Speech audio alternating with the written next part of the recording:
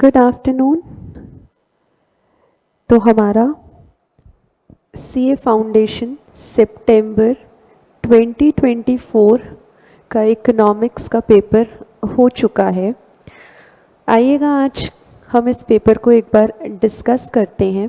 Let us check कि exam में हमसे क्या पूछा गया। This was the very first time जब इंस्टीट्यूट ने हमारे पेपर 3 और पेपर 4 के क्वेश्चन पेपर्स घर पर ले जाने के लिए हमें अलाउ किया है। तो इस बार हम वाकई एक अच्छे और बेहतर तरीके से पेपर को एनालाइज कर सकते हैं। इससे पहले क्या होता था कि मेमोरी बेस्ड क्वेश्चंस होते थे, आप पेपर देकर आते थे, हम आपसे पूछते थे, उसके बेस पर हम डिसीजन लेते थे पेपर कितना इजी या कितना मुश्किल था। पर इस बार फर्स्ट टाइम पेपर 3 और पेपर 4 के क्वेश्चन पेपर्स आपके पास घर तक आपके साथ चलकर आए हैं। तो एक बेहतर, एक अच्छी पिक्चर क्लैरिटी हमें मिल पाएगी, एग्ज़ाम के लेवल को हम चेक कर पाएंगे। ठीक है जी। तो ये जो आप स्क्रीन पर देख रहे हैं ये सितंबर 24 का ही क्वेश्चन पेपर है और हम ज़रा इसको एनालाइज करते हैं। आप अगर एनालाइज हमारे साथ में कर रहे हैं तो मैं आपसे रिक्वेस्ट करूंगी कि आप भी अपना क्वेश्चन पेपर अपने साथ लेकर बैठें, सो दैट एक आइडिया आपको लग पाए कि आपने क्या क्वेश्चन का क्या आंसर जो है वो मार्क किया। ठीक है जी, चलिए तो फिर शुरू करते हैं क्वेश्चन नंबर 1 से। रियल मनी रेफर्स टू, तो ये क्वेश्चन बिल्कुल हमने आपके साथ क्लास में किया था। रियल मनी और नॉमिनल मनी का डिफरेंस मैंने आपको एक्सप्लेन भी किया था। और यहाँ पर तो पहला सवाल का ऑप्शन हमें बहुत सीधा सीधा दिख रहा है। रियल मनी क्या होता है?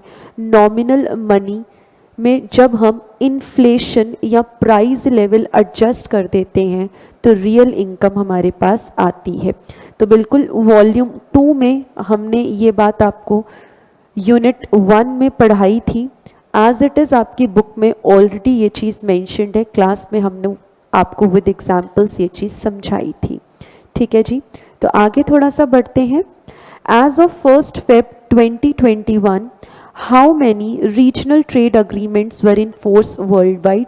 तो इसका आंसर बेटा ऑप्शन ए है और ये भी हमारी वॉल्यूम 2 पेज नंबर 231 पर हमने इसके बारे में भी आपको मेंशन करके दिया हुआ है। एंड ऑब्वियसली क्लास में हमने आपके साथ ये वाली बात भी डिस्कस की थी। तो आप चेक कर सकते हैं, जो हमारे बच्चे हैं उनसे तो हमें फीडबैक बहुत पॉजिटिव मिला है। उन्होंने हमें बोला है कि मैम आपकी स्टडी मैट जो आप प्रोवाइड करते हैं या जो आपके मॉक टेस्ट होते हैं उन्हीं में से ही most of the questions similar same हमें जो है दिख गए। तो बहुत अच्छी बात है। एनी हाउ आगे बढ़ते हैं। थर्ड क्वेश्चन फिर से चेक करें बेटा, ये भी हमने आपको क्लास में बताया था और आपकी बुक में भी ये चीज़ मेंशन्ड है। Which of the following is the correct formula to calculate excess reserves? Excess reserves का मतलब क्या हुआ? Extra reserves जो over and above the requirement हम मेंटेन करके चलते हैं। तो कोई भी कमर्शियल बैंक जितना स्टिपुलेटेड है, जितना मेंटेन करना है रिजर्व, अगर उससे ज़्यादा मेंटेन कर देता है तो वो जितना ज़्यादा है उसी को ही एक्सेस रिजर्व्स कहते हैं। यानी कि एक्सेस रिजर्व्स कौन से होंगे? एक्सेस रिजर्व्स होते हैं total reserves minus required reserves. तो ये भी हमने बुक में आपके साथ सवाल किया था, कॉन्सेप्ट हमने आपको करवाया था। अगेन बेटा फोर्थ क्वेश्चन ज़रा हम चेक करते हुए चले। तो हाँ जी, फर्स्ट का डी रहा, सेकंड का ए रहा, थर्ड का अगेन बी रहा और फोर्थ का अब हम चेक करते हैं। What does RBI publish every 6 months providing explanations of the sources of inflation and forecast for the upcoming period of 6 to 18 months? तो इसका आंसर बेटा रहेगा मॉनेटरी पॉलिसी रिपोर्ट। अगेन बेटा आपकी बुक वॉल्यूम 2 का पेज 193 पर ये भी मेंशन्ड है और ये भी हमने आपके साथ क्लास में अच्छे तरीके से डिस्कस किया था।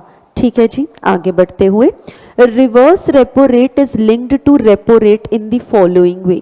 तो ये भी हमने आपके साथ डिस्कशन किया था कि रेपो रेट सबसे ज़्यादा रेट रेपो रेट का रहता है, उससे थोड़ा कम रेट रिवर्स रेपो रेट का होता है। तो यहाँ पे ये जो -1 है ये सिर्फ ये डिनोट करता है कि हमारा रिवर्स रेपो रेट के लेवल से तो कम ही रहेगा। तो इसका ऑप्शन ए, और जिस बच्चे ने मुझे ये पेपर भेजा उसने भी ऑप्शन ए ही मार्क किया हुआ है, विच इज़ एब्सोल्युटली करेक्ट। और अगर मैं बात करूँ तो ये वाला सवाल, ये वाला concept rather I would say volume 2 के पेज नंबर 192 पर एज इट इज आपको हमारी बुक में मिल जाएगा। Moving on to the next question, what does TRIPS stand for? ये हमने आपको बात क्लास में बताई थी। आईपी का मतलब होता है इंटेलेक्चुअल प्रॉपर्टी, ठीक है। तो यहाँ पे 6th क्वेश्चन में आंसर रहेगा आपका A, trade related aspects of intellectual property rights. आगे बढ़ते हैं जी, नेक्स्ट चेक करेंगे। Suppose the exchange rate between INR and euro changes from 1 euro equals to 80 INR to 1 euro equals to 85। तो यहाँ पर अगर हम चेक करें तो हमारे पास पहले जो है 1 यूरो की वैल्यू कितनी है, 80 रुपये, और फिर 1 यूरो हो जाता है कितने का, 85 रुपीज़ का।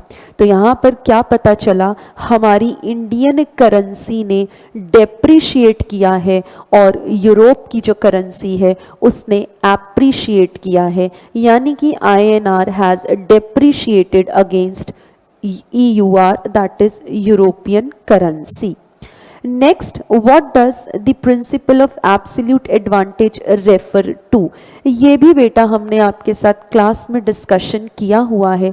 और अगर हम अपने ही मॉड्यूल की बात करें, यानी कि हम अपनी क्लास की बुक्स की बात करें, तो बेटा वॉल्यूम 2 के पेज नंबर 203 पर एग्जैक्ट सेम लाइन हमने आपकी बुक में मेंशन कर रखी है और समझाया भी था। एब्सोल्यूट एडवांटेज का मतलब क्या होता है, जब हम ज़्यादा क्वांटिटी ऑफ गुड्स प्रोड्यूस कर पाते हैं using the same amount of resources. Next अगर हम चले आगे, NAFTA that is north American free trade agreement, it is a trade agreement signed between, बेटा अगेन चेक करें वॉल्यूम 2 पेज नंबर 214 में हमने आपको इसके बारे में भी बताया है। नाफ्टा जो है ये एक ग्रुप है कंट्रीज का। कौन सी कंट्रीज बेटा, United states of America, Canada and Mexico. तो अभी तक हमने 9 क्वेश्चंस कर लिए हैं, आप चेक कर सकते हैं एक एक सवाल अभी तक का हमारी बुक से, हमारी कॉन्सेप्ट जो हमने अपने बच्चों को क्लास में बताया सिखाया वहीं से आया है। आगे बढ़ते हुए, a tariff which a WTO member binds itself with a legal commitment not to raise tariff rate above a certain level, it is known as बेटा bound tariff। ये भी क्लास में हमने आपको बताया है टाइप्स ऑफ टेरिफ वाले chapter में। एज इट इज लाइन हमने आपको मेंशन करके दी है, समझाया था कि बाउंड टेरिफ मैक्सिमम रेट होता है जो MFN नेशंस यानी कि मोस्ट फेवर्ड नेशंस जो WTO की मेंबर कंट्रीज होती हैं वो आपस में चार्ज करती हैं, और ये मैक्सिमम रेट होता है, इससे ज़्यादा जो है वो नहीं चार्ज करते। बाउंड टेरिफ, बाउंड रेट कहलाया जाता है।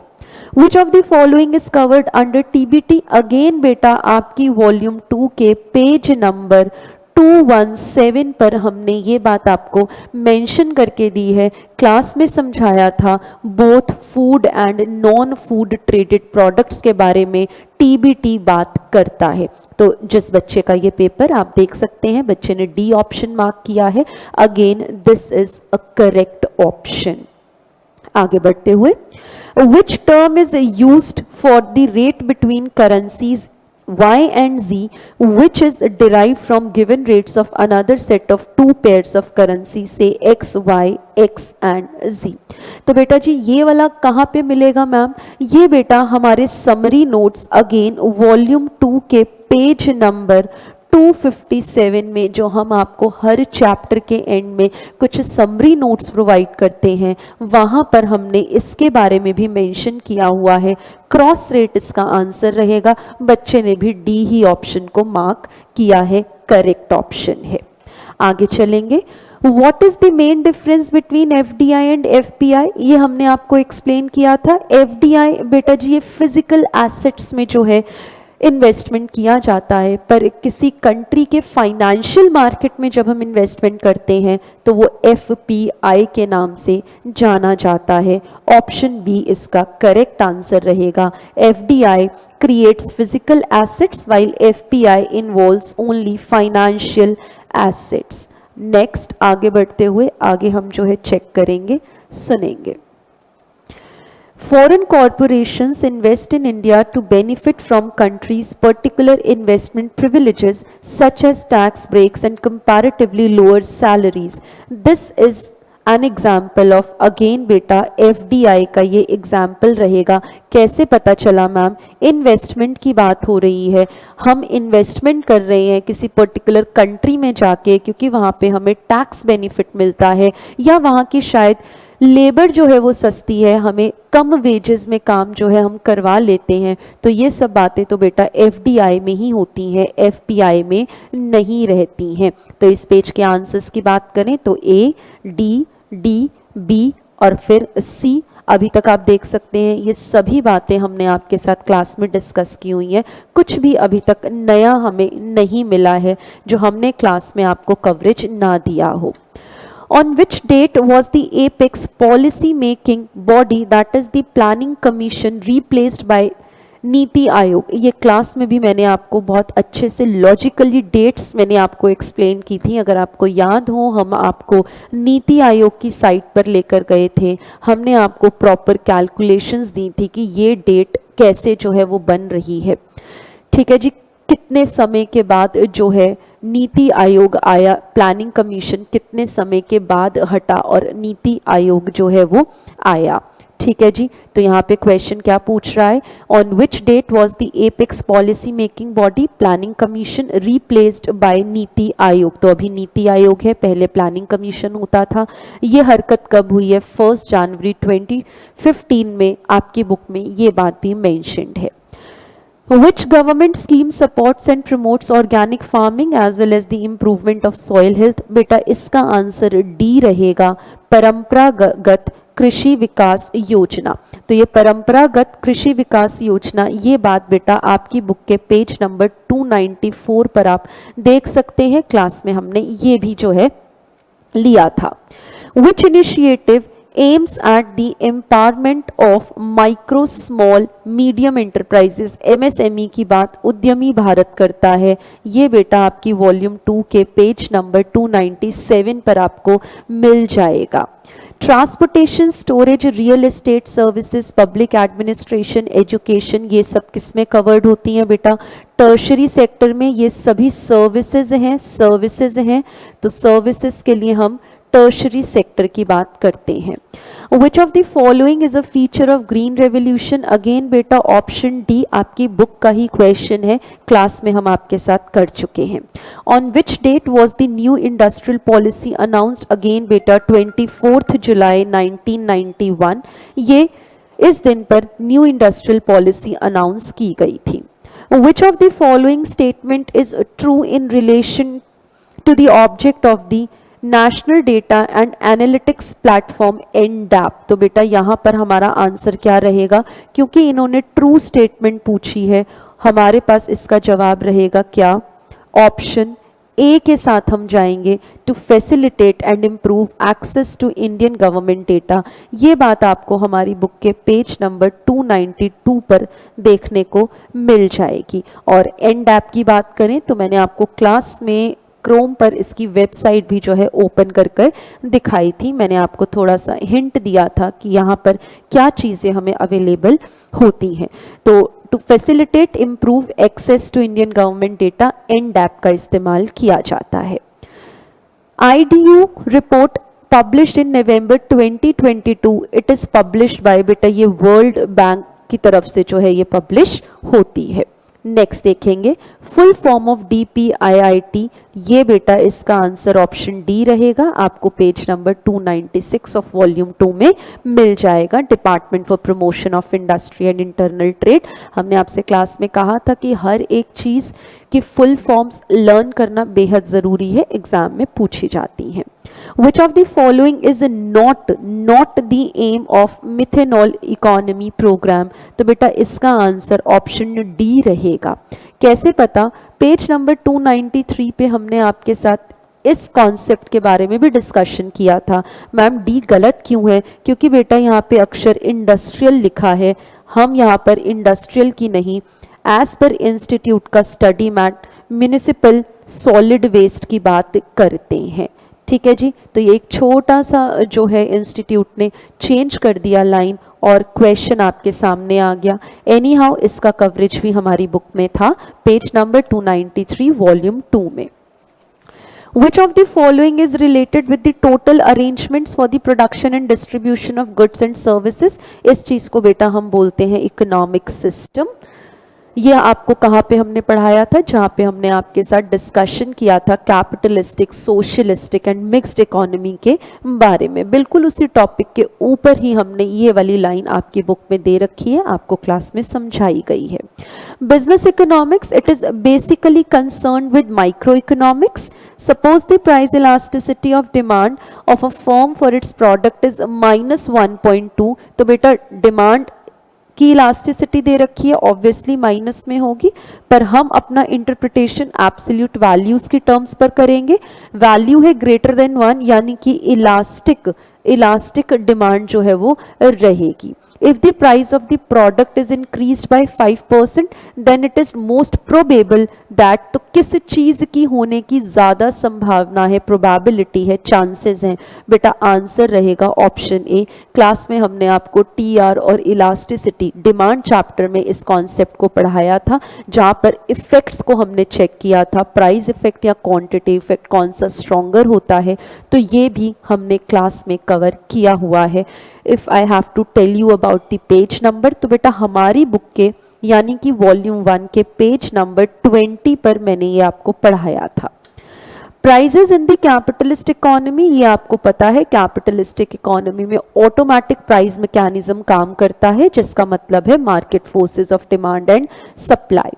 Sarah runs a lemonade stall. Her decision-making process involves assessing the demand for her lemonade pricing strategies, maximizing her profit within the limited scope of her small business. Which level of economy does Sarah's lemonade stall represent? बेटा micro, क्योंकि सारा being an individual वो अपने business के बारे में कुछ बातें हमें बता रही हैं, माइक्रो इकोनॉमी की हम बात कर रहे हैं।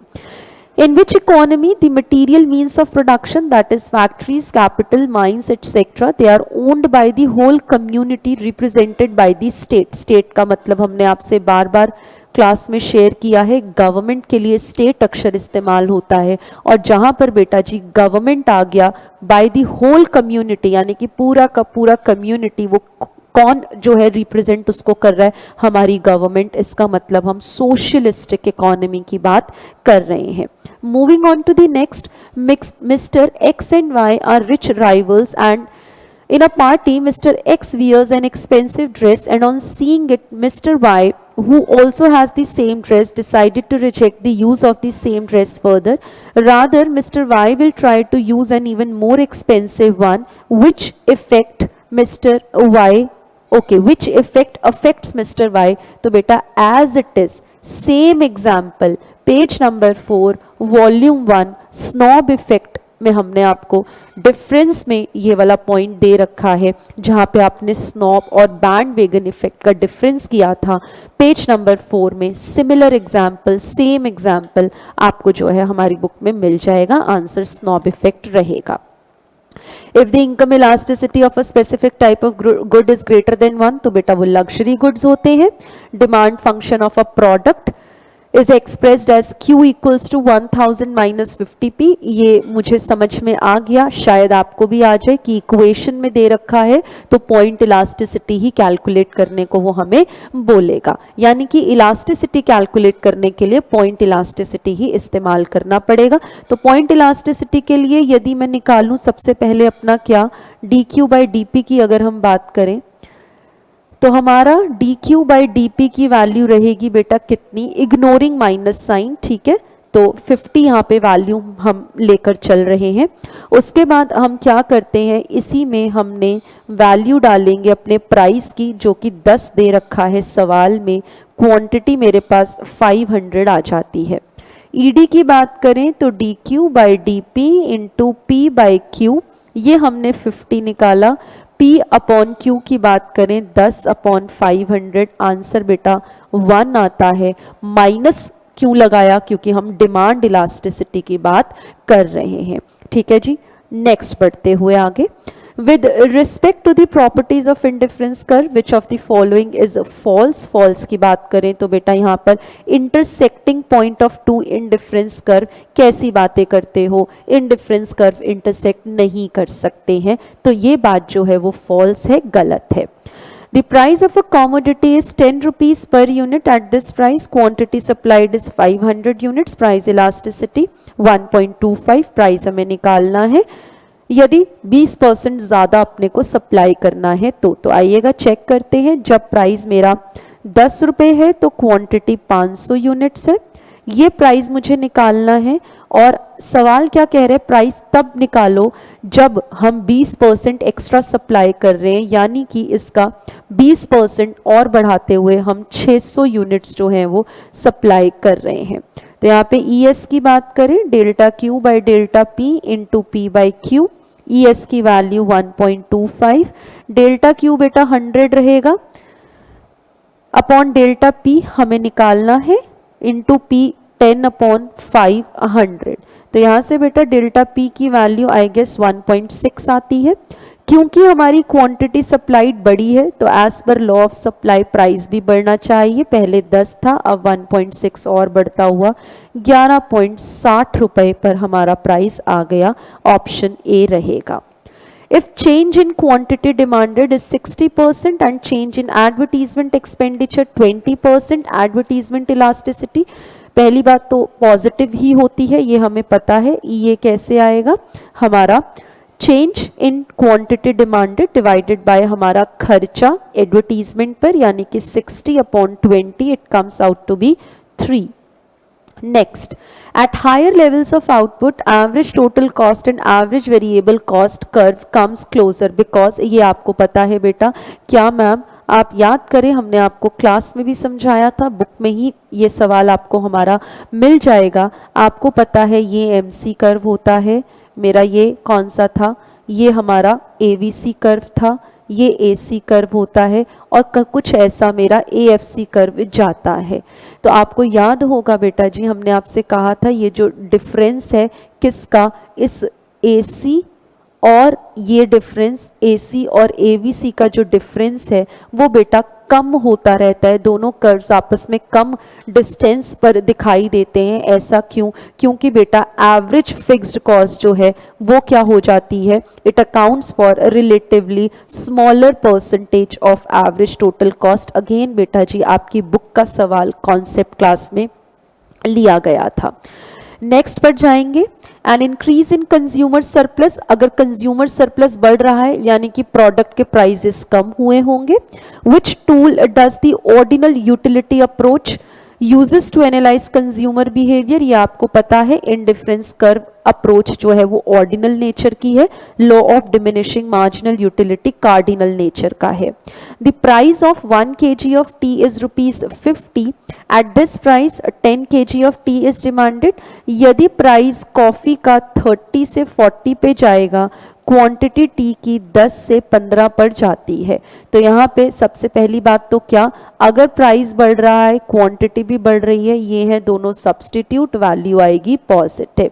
बस अब वैल्यू निकाल देंगे, डेल्टा Q/डेल्टा P into P/Q। Delta Q की वैल्यू क्या रहेगी बेटा जी 5 upon delta P 10 into P is what, P की बात करें तो 30 अपॉन Q 100, 10, तो यहाँ से हमारे पास जवाब आएगा कितना जी, और 1.5 आना चाहिए। लेट अस चेक 1/2, ये देखें जी simple calculation, 3/2 comes out to be 1.5, इसका जवाब रहेगा, पॉजिटिव रहेगा। क्यों? क्योंकि दोनों गुड्स आपस में सब्स्टिट्यूट्स हैं। आगे बढ़ेंगे। How is production in the economic sense distinguished from non-market activities performed within a household? तो ये बात आपको पता है, इकोनॉमिक और नॉन इकोनॉमिक एक्टिविटीज में फर्क क्या होता है। अगर आप मार्केट में एक्सचेंज कर दो, आप अपना लाइवलीहुड अर्न करो तो इकोनॉमिक एक्टिविटी, और अगर intention to exchange in the market नहीं है तो नॉन इकोनॉमिक एक्टिविटी वो क्लासिफाई किया जाएगा। A firm produces 5 units of output at average fixed cost of 4 रुपए। अगर बेटा जी AFC कितना है, 4 रुपए, कब? 5 यूनिट्स पर। तो क्या यहाँ से TFC हम निकाल पाएंगे? 4 × 5, 20 रुपए का TFC आ गया। यस, एवरेज वेरिएबल कॉस्ट हमें निकालना है। ओके, और हमें दे रखा है एवरेज टोटल कॉस्ट 7 रुपए, कब? For production of 10 units. ATC 10 units को प्रोड्यूस करने के लिए हमारा जो है 7 रुपए पर यूनिट अपने को लग जाता है। इसका मतलब क्या हुआ बेटा जी, यहां से क्या मैं AFC निकाल पाऊंगी? कितने यूनिट्स? 10 यूनिट्स के लिए। यस मैम, 20/10, 2 रुपए का AFC आ गया।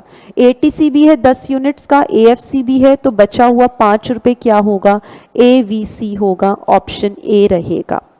Use the following information to answer question 43 to 44। Okay जी, ये तो पहले आप सिंपल टेबल को अगर आप बना लें तो ये 25 आएगा, ये 30, ये रहेगा 120, 20, 30 और ये भी 30 रहेगा। ठीक है जी, 20, 25, 30, 20, 30, 40, 30 और 120। What is the AP third hour of labour पर? थर्ड पर AP 30 है जी। नेक्स्ट क्या पूछा इन्होंने? MP second hour of labour पर, सेकेंड यूनिट पर MP कितना है? अगेन 30 है। ऑप्शन इसका भी 30 रहेगा। Moving on to the next question, 45 question check करेंगे। Which of the following expenses is included in cost of production and termed as accounting cost? Okay, तो accounting cost की बात करें तो ये हमारी कौन सी होती थी? हमारी explicit cost, wages paid, ये भी हमारी बुक का क्वेश्चन है। ठीक है जी, R&D का खर्चा और एडवर्टाइजिंग का खर्चा तो संक कॉस्ट होती है। नेक्स्ट बढ़ेंगे। ओके जी, देखें इन्होंने संक कॉस्ट के बारे में पूछा, तो संक कॉस्ट में R&D संक कॉस्ट है, ऐसी एडवर्टीजमेंट भी संक कॉस्ट है। आंसर रहेगा बेटा जी 155, इसका जो है आंसर रहेगा। What does the law of When does the law of variable proportion और law of diminishing returns become relevant? आपको पता है ये वाला लॉ शॉर्ट रन में लगता है। What is the primary characteristic of decreasing returns to scale? तो यहाँ पर आपको पता है हमारा आउटपुट इंक्रीज तो करता है पर इंक्रीज होने का रेट जो है वो डिमिनिशिंग रहता है। What term is used to describe costs that remain fixed over a certain range of output but suddenly jump to a new higher level? तो बेटा ये इसकी स्टेयर स्टेप कॉस्ट की बात हो रही है। आगे बढ़ेंगे।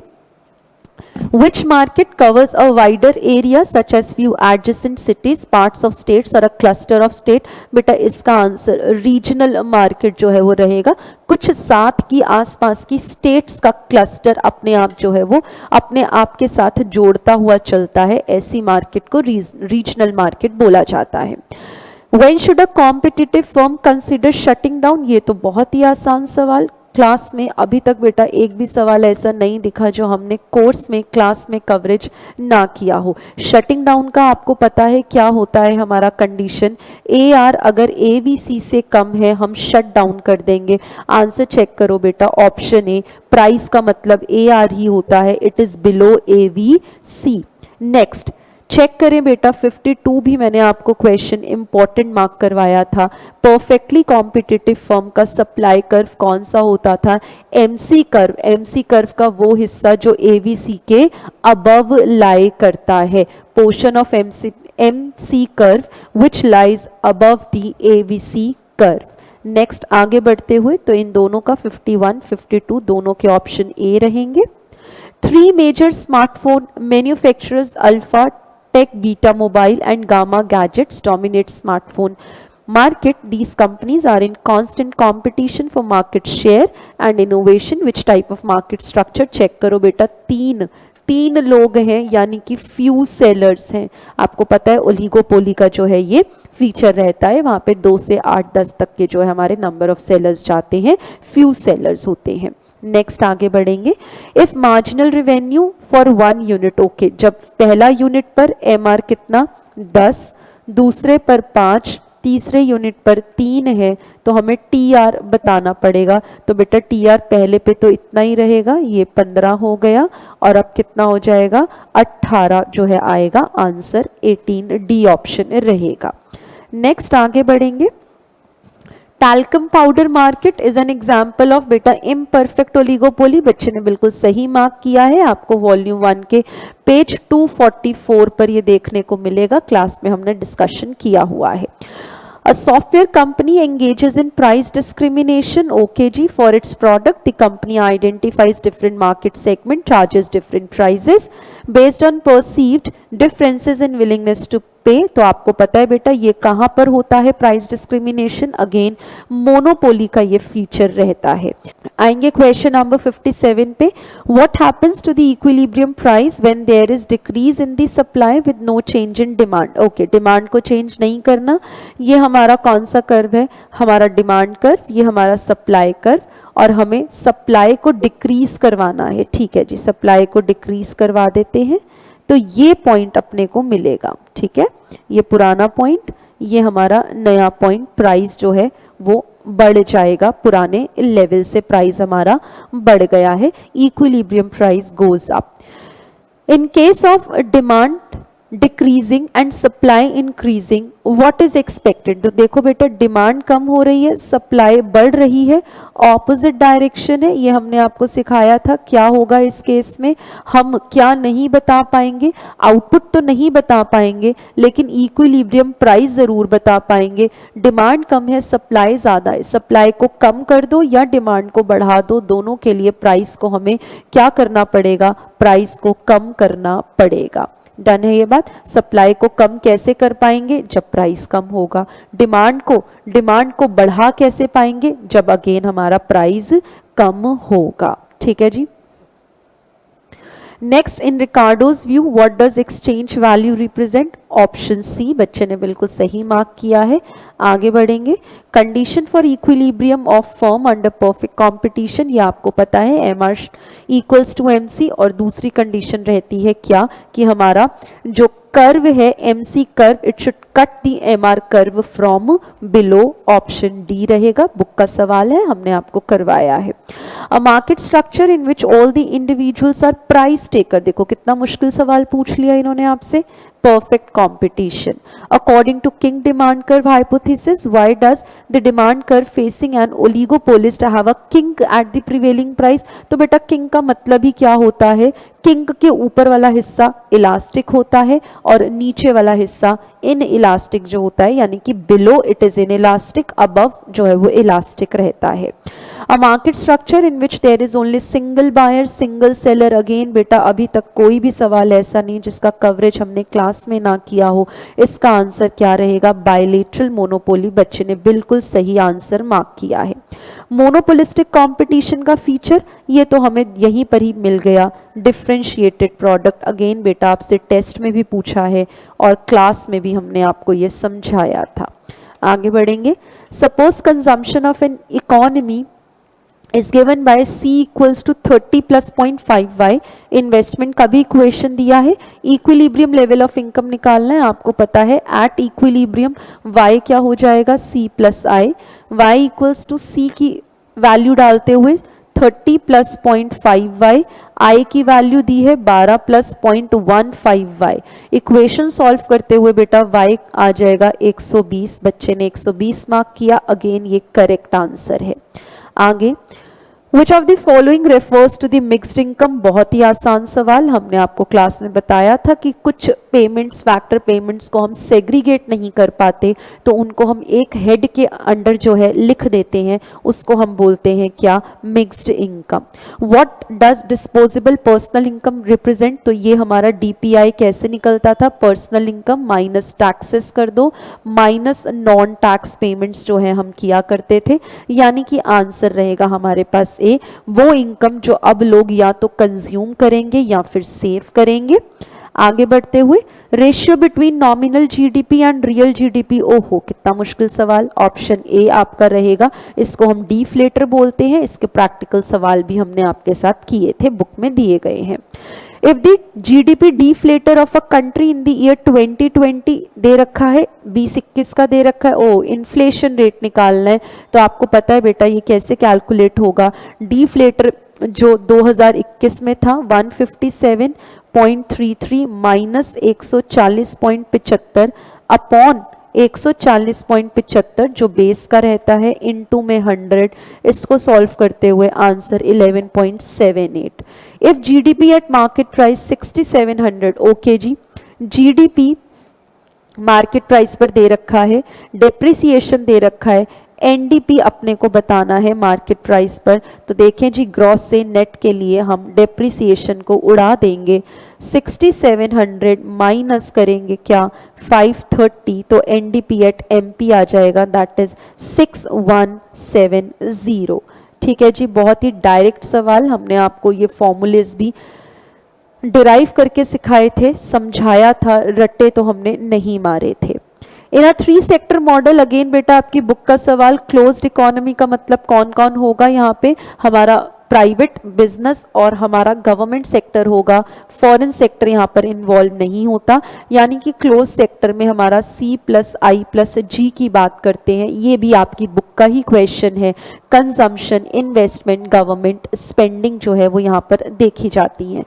72 भी बेटा आप ही की बुक का सवाल, मैंने टेस्ट में भी पूछा हुआ है। According to Keynesian theory of income and employment, national income depends upon aggregate effective demand. 3 phases, again बेटा याद होगा आपकी बुक में चार्ट दे रखा था, मैंने आपको समझाया था सर्कुलर फ्लो ऑफ इनकम के बारे में। आंसर इसमें हमारा सी रहेगा, प्रोडक्शन, डिस्ट्रीब्यूशन एंड डिस्पोजिशन, जिसके अंदर हमने gross value added method, income method और एक्सपेंडिचर मेथड की बातें की थी। Which of the following is not the limitation, limitation नहीं है तो हमारा क्वालिटी इंप्रूवमेंट, इंप्रूवमेंट लिमिटेशन नहीं हो सकता। Which method measures the contribution of each producing enterprise in the domestic territory of a country over an accounting year by consolidating production of each industry less intermediate purchases? याद करो बेटा जी, gross value method, जिसमें सारे sectors का हम production लेते हैं और इंटरमीडिएट परचेजेस को माइनस कर देते हैं। Value added method, gross value added method. What will be the GDP at market price on the basis of following information? GNP दिया है, NFIA, depreciation और नेट इनडायरेक्ट टैक्सेस। ओके जी, हमें चाहिए क्या, हमें चाहिए मेरे बेटा जीडीपी एट एमपी चाहिए। सवाल में अपने को जीएनपी एट एमपी दे रखा है, आप बताओ बेटा एनएफआईए का एडजस्टमेंट करते हुए डायरेक्ट जीडीपी एट एमपी निकल जाएगा, यानी कि 1100 माइनस कर दो 200, इन दोनों की तो कोई ज़रूरत ही नहीं थी, सिर्फ कंफ्यूजन क्रिएट करने के लिए दे रखा है। आंसर 900 रहेगा, 1100 में से माइनस 200। कौन सा करेक्ट फॉर्मूला नहीं है फॉर एनएनपी एट एमपी, तो बेटा ऑप्शन डी। आपको पता है, क्या पता है, यहां पर आप चेक करो, एन और डी नेशनल से डोमेस्टिक के लिए बेटा डेप्रिसिएशन का एडजस्टमेंट नहीं होता है, यहाँ पर एडजस्टमेंट डेप्रिसिएशन का नहीं होना चाहिए, जिसकी वजह से ये फॉर्मूला गलत बनता है। State level estimates were typically prepared by state income units of the respective states. कौन सी ऑर्गेनाइजेशन ये काम करती है बेटा स्टेट लेवल पर? आप याद करें, आपकी बुक के पेज 1 पर ही दे रखा है, वॉल्यूम 2 का पेज 1 हाईलाइटेड है, बोल्ड किया हुआ है। डायरेक्टोरेट्स ऑफ इकोनॉमिक्स एंड स्टैटिस्टिक्स ये काम करते हैं स्टेट लेवल पर, सीएसओ नेशनल लेवल के लिए था, प्रिपरेशन में मदद करता है।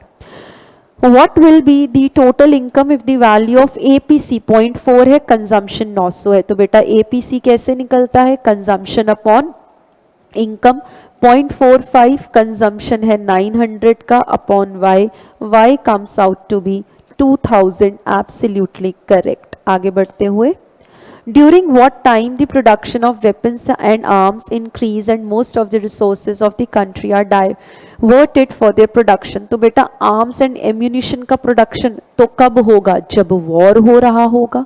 प्री वॉर जैसा कोई पीरियड नहीं होता, पोस्ट वॉर में बेटा इकोनॉमी रिकंस्ट्रक्ट करती है, लेकिन वॉर के समय पर हमें ज़्यादा आर्म्स, वेपन्स, एम्यूनिशन की ज़रूरत है, तो इसका आंसर वॉर जो है वो रहेगा।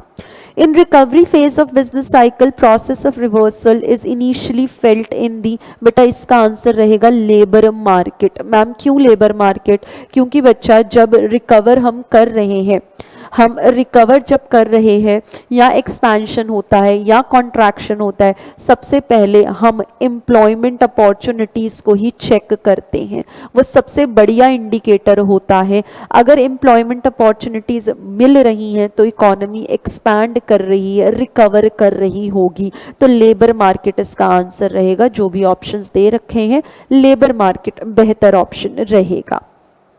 Next, Sarah is considering purchasing a used car from a private seller named John. John claims that the car is in excellent condition and has never been in an accident. However, John is aware that the car had significant damage in the past due to an accident, but he has repaired it without disclosing this information to Sarah. Based on the case described, what concept of economics does this scenario illustrate, तो बेटा ये तो lemons problem है, class में हमने आपको बताया था, जॉर्ज एकरलॉफ ने ये प्रॉब्लम दिया है। क्या इसमें हम पढ़ते थे कि हमारी कार में कोई डिफेक्ट है, उसको हम नहीं जाहिर करते हैं और अपने प्रोडक्ट को, अपनी कार को हम मार्केट में डिस्क्लोज किए बिना बेच देते हैं, उसके डिफेक्ट को डिस्क्लोज किए बिना हम बेच देते हैं, lemons problem. Next, when there is a fall in the levels of investment, employment producers do not instantaneously recognize the pulse of the economy। तो यहाँ पर क्या, कौन सा सिचुएशन चल रहा है, कॉन्ट्रैक्शन का। यहाँ पर बोला क्या गया है, इन्वेस्टमेंट का लेवल, एम्प्लॉयमेंट का लेवल जो है वो गिरता जा रहा है, एंड दैट टू इंस्टेंट गिरता जा रहा है, बहुत जल्दी ऐसा असर देखने को मिल रहा है, तो ये कॉन्ट्रैक्शन में होता है। What is the term for the lowest point? Lowest point बेटा ट्रफ को बोला जाता है। Business whose fortune is closely linked to the rate of economic growth, cyclic business, बहुत बार क्लास में समझाया, टेस्ट में भी दिया, बुक में भी ये क्वेश्चन मेंशन्ड है। Under which Supreme Court verdict do the union and state legislatures have equal, simultaneous and unique powers to make laws on GST? बेटा इसका जवाब मई 2022 रहेगा, बच्चे ने सही मार्क किया है। कहाँ मिलेगा, page number 74 of volume 2, class में हमने डिस्कस ऑब्वियसली किया है। Under institutional responsibility for public debt management, external debt is the responsibility of MOF, ये भी हमने डिस्कस किया है, फिस्कल पॉलिसीज में आपको मिलेगा। प्राइमरी डेफिसिट 20,500 है, इंटरेस्ट लाइबिलिटीज 3500, फिस्कल डेफिसिट बताने का। ओके जी, आपको पता है क्या प्राइमरी डेफिसिट कैसे निकलता है, fiscal deficit minus interest liabilities. यहाँ पे प्राइमरी डेफिसिट है 20,500, फिस्कल डेफिसिट हमें निकालना है, इंटरेस्ट की बात करें तो 3500 रहेगा। देयरफॉर फिस्कल डेफिसिट कितना आ जाएगा जी, जल्दी से चेक करो, 20,500 प्लस 3500, हमारा जवाब क्या रहेगा, 24,000। डन होगा, ये तो बहुत इजी क्वेश्चन है, फॉर्मूलेस क्लास में समझाए थे, ऐसे सवाल हमने आपको बताए थे। Which article of Indian Constitution contains specific provision regarding distribution of finances among state? तो बेटा इसका आंसर रहेगा ऑप्शन सी। आपको कहाँ मिलेगा, आपकी बुक के पेज नंबर 72 वॉल्यूम 2 में बेटा एक टेबल मैंने आपको बनाकर ऑलरेडी बुक में दे रखी है, आपको कहा था इसमें से सवाल आ सकता है, देख लीजिए सवाल आ गया, ऑप्शन सी रहेगा इसका सही जवाब। Next, Richard Musgrave introduced three-branch taxonomy describing the role of government in a market economy। ये कौन सी तीन ब्रांचेस थी बेटा, resource allocation, income redistribution and economy stabilisation के रोल की हम बात यहाँ पर करते हैं। तो 90 क्वेश्चंस हम अभी तक डिस्कस कर चुके हैं और मुझे अभी तक एक भी सवाल ऐसा नहीं दिखा जो हमने आपके साथ क्लास में डिस्कस ना किया हो। मैंने इनफैक्ट आपको पेज नंबर भी लिख कर दे दिए कि आपको कौन सा सवाल कौन से पेज नंबर पर हमारी बुक्स में आपको मिलेगा। ठीक है जी। All revenues received, loans raised, monies received by the government in repayment of loans are credited to बेटा consolidated fund of India। Again class में समझाया था कंसोलिडेटेड फंड ऑफ इंडिया क्या होता है, कॉन्टिजेंसी रिजर्व्स क्या होते हैं या फंड, और पब्लिक अकाउंट क्या होते हैं। सीएफआई से पैसा निकालने के लिए पार्लियामेंट का अप्रूवल चाहिए या नहीं चाहिए, ये सब बातें हम ऑलरेडी आपके साथ क्लास में डिस्कस कर चुके हैं। जब बेटा इन्फ्लेशन चल रहा है तो अपने को क्या करना चाहिए, ऑप्शन ए रहेगा बेटा implement austerity measures. What is this austerity, इसका मतलब होता है हार्ड मेजर्स, हार्डशिप्स, दुख तकलीफें, tightening of policies and reduce government spending. Inflation कब होगा, जब बहुत ज़्यादा लोगों के पास पैसा है और वो डिमांड करते जा रहे हैं। तो अभी गवर्नमेंट क्या करेगा, अपनी स्पेंडिंग्स को कम करेगा या फिर टैक्सेस को बढ़ा देगा। तो मैम ऑप्शन सी भी हो सकता था, बेटा सी ऑप्शन में सिर्फ टैक्सेस की बात हो रही है, यहाँ पर ए ज़्यादा बेहतर ऑप्शन जो है वो हमें लगता है। नेक्स्ट, क्योंकि मेजर्स की बात हुई है तो ऑब्वियसली मेजर्स में सिर्फ टैक्स ही नहीं या सिर्फ स्पेंडिंग ही नहीं, कोई भी और मेजर्स भी इसके अंदर इन्वॉल्व हो जाते हैं, इंक्लूड हो जाते हैं। Which of the following are considered to be the tools of fiscal policy. तो सी में तो देखो मॉनेटरी पॉलिसी है, फिस्कल पॉलिसी दो अलग बातें हैं। ये सब एक्सचेंज रेट ये सारी बातें नहीं बेटा, फिस्कल पॉलिसी के टूल्स तो टैक्सेस होते हैं, गवर्नमेंट की स्पेंडिंग्स होती हैं, पब्लिक डेट होता है और बजट बनाया जाता है। अगेन क्लास में ही समझाया हुआ है। ऑप्शन ए इसका रहेगा। 91 का जी बी था, 92 का ए था, 93 का भी ए है। Moving on to the next question, again बेटा प्राइमरी डेफिसिट, अभी पहले सवाल में भी पूछा और अब प्राइमरी डेफिसिट, यहां पर भी उसी से रिलेटेड क्वेश्चन आ गया। अगेन प्राइमरी डेफिसिट कैसे आता है, fiscal deficit minus interest payments. तो हमें फिस्कल डेफिसिट सवाल में दिया है 24,000, इंटरेस्ट की लायबिलिटी दी है हमें बेटा 2,000, माइनस करते हुए 22,000 मेरा आंसर रहेगा। बाकी सब चीजें आपको इग्नोर करनी थी जो भी क्वेश्चन में दे रखा है। Moving on to the next, Which of the following is not a function of money? ओहो बहुत ही मुश्किल सवाल। Easily reproducible by people, लोग इसको खुद से प्रोड्यूस नहीं कर सकते, खुद का मन चाहा तो छाप लिया नया पैसा, वॉलेट में पैसा खत्म हो गया है, किसी से नोट लिया और प्रिंटर में लेके नया छाप दिया, ऐसा नहीं होता है, ये फंक्शन नहीं है मनी का। एवर्जन ऑफ रिस्क की बात बेटा जेम्स टॉबिन ने की थी, कौन से एसेट में हमें रिस्की एसेट या लेस रिस्की एसेट पोर्टफोलियो कैसे अपना मैनेज करना चाहिए, जेम्स टॉबिन ने ये बात कही थी। Moving on to the next question, what type of currency is issued by central bank, बेटा फिएट मनी की हम बात करते हैं।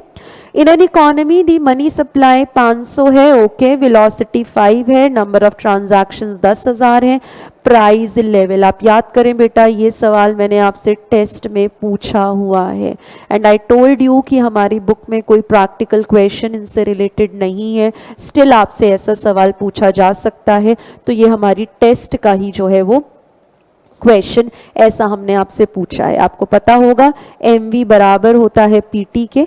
Now what is this m, 500, velocity 5 दी हुई है, नंबर ऑफ ट्रांजैक्शंस 10,000 और अपने को क्या निकालना है, हमें निकालना है प्राइस लेवल। यहाँ से कैलकुलेट करते हुए 2.9, लेट मी रीराइट इट, ये रहेगा 0.25 करोड़। अब करोड़ में वैल्यूज नहीं है तो 25 लाख यहाँ पर आंसर हमारा रहेगा। If the monetary base in an economy is 250 crore through an open market operation by central bank, money supply दिया है, मनी मल्टीप्लायर आइएगा बेटा, money monetary base into money multiplier money supply होता है। मॉनेटरी बेस 250, मनी मल्टीप्लायर निकालेंगे, money supply है 1,000, money multiplier 1,000 upon 250 बेटा 4 गुना, option C. If the reserve ratio is 0.10, there is an increase in the reserves by 1000. What will be the change in the money supply? तो बेटा ये भी हमने आपको बताया था मनी सप्लाई का चेंज कैसे होता है 1/r into change in reserve amount. तो हमें MS निकालना है, डेल्टा MS रादर 1/r 0.10 और डेल्टा R है 1000. सॉल्व करते हुए 10,000 वैल्यू आती है. किसी और ने शायद इस तरीके से भी किया हो. मनी मल्टीप्लायर मैम 1/r होता है 1/0.10, ये आता है 10 के बराबर. तो यहाँ से क्या मैम हम ऐसे भी जा सकते थे? हाँ बिल्कुल जा सकते थे. तो यहाँ से भी हमारा 10,000 आंसर आता है. आप कोई भी ऑप्शन चूज कर सकते हैं, आई मीन कोई भी तरीका अपना सकते हैं ऑप्शन. तो ऑब्वियसली 10,000 ही जो है वो रहेगा. कोई भी तरीका आप जो है अपना सकते थे. तो यहाँ पे मैंने आपके साथ सभी 100 क्वेश्चंस जो है वो डिस्कस कर लिए और मुझे नहीं लगता 1 घंटे से भी ज़्यादा का टाइम हमने आपका जो है वो लिया होगा. अगर आपके कॉन्सेप्ट्स क्लियर थे, लॉजिक्स आपके क्लियर थे, तो पेपर जो है इट वाज ईजी. बहुत ईजी भी नहीं था ऑब्वियसली, सिर्फ उन्हीं के लिए ईजी रहा होगा जिनके कॉन्सेप्ट्स क्लियर थे. और जितने भी क्वेश्चंस हैं मैंने आपको दिखाए हमारे सभी वॉल्यूम्स में, यानी कि दोनों बुक्स में ऑलरेडी कवर्ड थे, हमारे टेस्ट पेपर्स में कवर्ड थे. कुछ भी ऐसा नहीं था जो हमने आपके साथ क्लास में डिस्कस ना किया हो. ठीक है जी. तो पेपर ऑब्वियसली इंस्टीट्यूट ने तो अपनी तरफ से एक अच्छे लेवल का ही बनाया था, पर हमारे बच्चों को इजी लगा, हमें अच्छा फीडबैक मिला. उसका रीज़न यही था कि आपने बहुत अच्छे से लॉजिकली कॉन्सेप्चुअली चीज़ों को जो है वो समझा. तो इस वीडियो के बाद ज़रा आप एनालाइज करिएगा कि आपके कितने मार्क्स जो हैं वो बन रहे हैं. तो मुझे व्हाट्सएप के थ्रू या कमेंट सेक्शन में आप मुझे ज़रूर लिख कर बताइएगा टेंटेटिवली कितना आप उम्मीद कर रहे हैं इस पेपर में स्कोर करने का. एंड आई होप कि ये पेपर आपकी पूरी मदद करेगा एग्रीगेट्स को बनाने में. तो ये जो हमने पेपर डिस्कस किया, हमारे हिसाब से आंसर्स यही बनते हैं, लेकिन still let us wait for institute कि वो जब अपना सजेस्टेड आंसर अपलोड कर देंगे, अपना सजेस्टेड बता देंगे, एक बार हम उनसे भी क्रॉस टैली करेंगे. बट एज ऑफ नाउ ये आंसर्स जो हैं वो अभी तक के लिए सही हैं. फिर भी एक बार फिर से यही कहूँगी कि इंस्टीट्यूट का एक बार सजेस्टेड आ जाए तो हमें और बेहतर जो है आइडिया लग जाएगा. चेंजेस तो कुछ नहीं आने चाहिए, यही रहेंगे आंसर्स. कॉन्सेप्ट जब वही है तो आंसर्स भी वही रहेंगे. ठीक है जी. So with this let us end this session. आपसे फिर मुलाकात करेंगे. All the very best for your results. Thank you so much. Bye bye. ओम नमः शिवाय.